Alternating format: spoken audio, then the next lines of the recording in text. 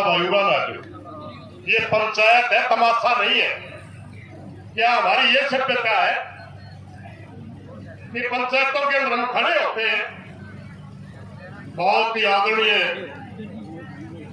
आज की पंचायत के अध्यक्ष जी, वो पूरे एरिया क्षेत्र के आए हुए मोदी पंचों, माताओं, बहनों,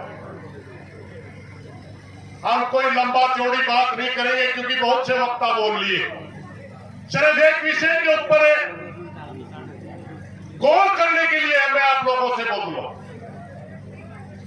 पिछला विधानसभा का सत्र चल रहा था, पूरा विपक्ष मुख्यमंत्री से सवाल कर रहा था कि मुख्यमंत्री जी आप खेल मंत्री का इस्तीफा क्यों नहीं लेते। विधानसभा के अंदर ऑन फ्लोर मनोहर लाल जी ने साफ रिकॉर्ड कर दिया कि मैं इस्तीफा नहीं लेता। इसका कारण क्या है? इस गहराई से सोचने की बात है कि एक जमाना था अगर कोई बहु व्यक्ति के ऊपर गलत नजर गांव में रखता था, उसका देश निकाला कर दिया जाता था, उसका मुंह काला करके बाहर निकाल दिया जाता था। मगर आज प्रदेश का मुख्यमंत्री उसको बर्खास्त करने के लिए भी तैयार नहीं है। क्यों? क्योंकि हमारे अंदर ताकत नहीं रही, हमारा भाईचारा नहीं रहा। हमें छोटी छोटी बातों के ऊपर एक दूसरे को नीचा दिखाते हैं।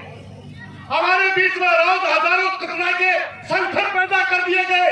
कोई गोरक्षा के नाम से सीधे कत्ल कर रहा है, कोई किसी मंदिर मस्जिद के नाम से लड़ रहा है, कोई जातीय धर्म के नाम से लड़ रहा है, कोई हमारे को जातीय धर्म में बांट करके अपना फायदा उठा रहा है।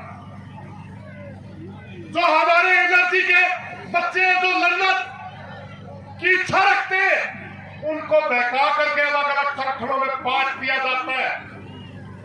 पिछले दिनों हमने देखा किसान आंदोलन में बहुत से बच्चे हमारे समाज के लड़ने के लिए निकले, मगर हमारे जैसे लोगों ने ही अपने अपने उनको बांट लिया, ये तेरा ये मेरा। और उनमें आधे से ज्यादा बाबा रामदेव के नाम से, आधे से ज्यादा के.एम. गोविंदाचार्य के नाम से, आधे से ज्यादा आरएसएस के लोगों के नाम से संगठन चलाते हैं। फिर भी हम नहीं समझते। अगर हमारी ताकत बिखर गई, अगर सर छोटू राम के परिवार में पैदा होकर के हम एक लाइन नहीं समझे, डॉक्टर अम्बेडकर के देश में पैदा होकर के एक लाइन नहीं समझे, दोनों महापुरुषों ने एक ही संदेश दिया था कि अगर हजारों साल तक दलितों ने गुलामी भोगी, उसका कारण था पाखंडवाद। अगर हमारे को कोई बांटता जातियों में और हमारे को ये दिन देखना पड़ता है, तो उसका भी सबसे बड़ा कारण है कि हम धार्मिक ज्यादा बढ़ के खड़े हो गए। छोटू राम ने कहा था मंडी और फंडी से बचना है, हमने अपने महापुरुषों का संदेश छोड़ दिया। साथियों, मैं सिर्फ एक प्रार्थना करना चाहूंगा, आप लोगों से नहीं, आप लोगों से नहीं, आप घर से निकलते हो लड़ने के लिए। मेरी प्रार्थना है खास प्रधानों से, मेरी प्रार्थना है जो बुद्धिजीवी तबका है हमारे समाज का, उससे कि आरएसएस से बड़ा हमारा कोई दुश्मन नहीं है। अगर एक नंबर का दुश्मन को मारना है तो हमें छोटे दुश्मनों को छोड़ना पड़ेगा। हमने फासिस्टवादी ताकतों से लड़ने के लिए एक दूसरे की ईगो से ऊपर होना पड़ेगा। और इसी एकता के तहत आज समय का अभाव है, मास्टर जी बोल भी गए बीच में, इसी के तहत हम पूरे हरियाणा के वैचारिक साथियों से प्रार्थना करना चाहेंगे। भाषण देने से कुछ नहीं होता, चेहरे चमकाने से कुछ नहीं होता, मात्र 5-5 दस के संगठन बना करके आरएसएस के लोगों के हाथों में आप फेर रहे हो।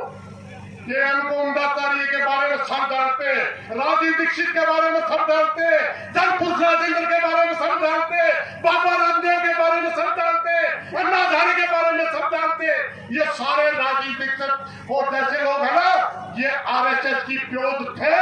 और इनके साथ अगर जाओगे तो आप समाज के क्रांतिकारी नहीं हो, ना समाज का भला कर रहे, आप समाज का नुकसान कर रहे हैं। मेरी प्रार्थना है कि सभी ताकतों को एक होकर के मंडी और फंडी के खिलाफ लड़ना पड़ेगा। इन्हीं बातों के साथ कोई गलत बातें माफी चाहूंगा। धन्यवाद।